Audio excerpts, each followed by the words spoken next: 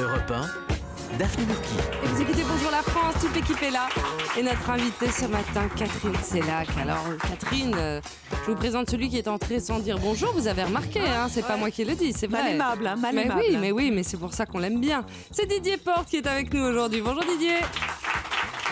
Bonjour. Ah, merci. Elle l'a lâché. Attendez, c'est historique là.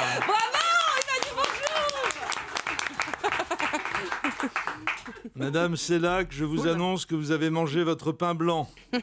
Fini de rigoler. On m'appelle le nettoyeur. Le bad cop de l'émission, c'est moi. Le dernier client dont je me suis occupé, c'était l'avocat Dupont-Moretti. Surnommé l'ogre du Nord, le rhinocéros du barreau de Lille, un colosse qui terrorise tout le monde, y compris ses intervieweurs. Eh bien, il est sorti de ce studio en pleurant à chaudes larmes. Le dispositif est simple mais imparable. Pendant 3 quarts d'heure, Daphné, Wiesmann et Chameroy endorment votre vigilance en vous dorlotant éhontément. Vous commettez l'erreur funeste de vous décontracter et c'est à ce moment-là que je surgis de nulle part et que je balance tout sur vous, Madame Sellac. J'ai bien dit tout. Le privé, l'intime, le non autorisé, surtout le non vérifié, le graveleux, le gênant, en un mot, le people. Je balance tout ce que Closer s'est refusé à publier par délicatesse. En général, l'invité quitte le studio outré ou désespéré, c'est selon. Et nous utilisons les 5 minutes d'émission restantes à regretter son manque d'humour avant de passer l'antenne à Mathieu Noël et Guy Carlier en nous arrangeant pour sous-entendre que ce sont eux qui nous ont refilé les informations infamantes qu'on vient d'utiliser pour détruire la réputation du fugitif. Je vais donc commencer par du très lourd, une histoire d'amour torride entre vous et un homme que la télévision a rendu célèbre. Une love story sur laquelle vous ne souhaitez pas communiquer, c'est évident. D'ailleurs, au moment où je te parle, ami auditeur, Catherine Sellac fait de grands moulinets avec ses bras, complétés par des gestes menaçants avec ses doigts, pour essayer de m'intimider et de me dissuader de te livrer ce scoop. Eh bien non, chère madame, vous ne m'empêcherez pas de faire mon métier. Les Français qui financent par leur redevance votre salaire démentiellement pharaonique de vedette du service public ont le droit de tout savoir sur vous, y compris vos turpitudes amoureuses les plus secrètes, sur lesquelles vous souhaitez, et on vous comprend, maintenir une chape de silence indispensable à la pérennité de votre popularité. Eh bien, ça ne marche pas avec moi. Je ne respecte rien et surtout pas les règles frelatées de l'entre-soi. Nos auditeurs, comme vos téléspectateurs, ont le droit de savoir que Catherine Sellac, ici présente, a eu une relation charnelle hors mariage de surcroît avec une vedette de la télévision nommée...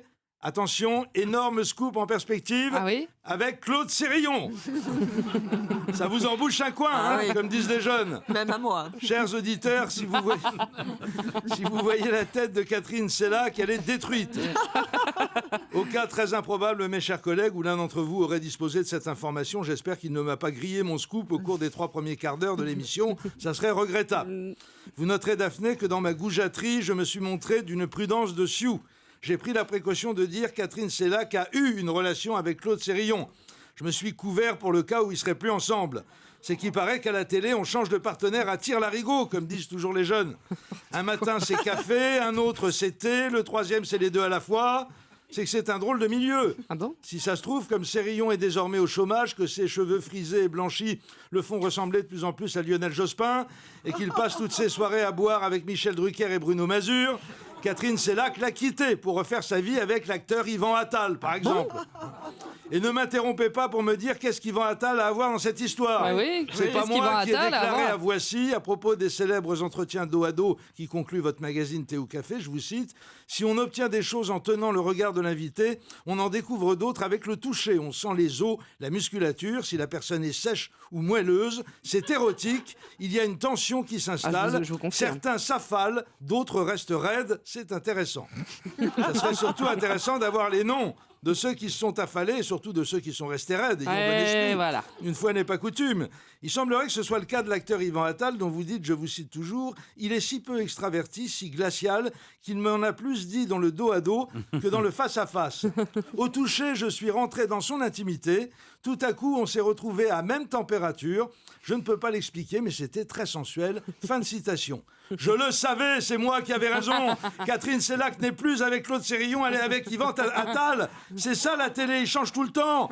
À mon époque, quand San Antonio voulait dire qu'un couple se livrait au plaisir de la chair, il écrivait qu'il jouait à la bête à 2 dos. Catherine Sellac a inventé un nouveau jeu, celui des 2 bêtes à un seul dos. Plus sérieusement, Madame Sellac, si vous arrivez à prendre la température de vos invités par simple apposition de votre omoplate sur la leur, il faut vous lancer dans les médecines douces, vous allez faire un carton. Voilà, sur cette suggestion, un rien incongru, je pense qu'il est temps pour moi de me faire très vite oublier en m'éclipsant discrètement du studio. Pour ce faire, je vais devoir vous tourner le dos, madame. Alors, n'en profitez pas, s'il vous plaît. Oh là là! Eh ben, il aimerait bien. Europe. Europe 1.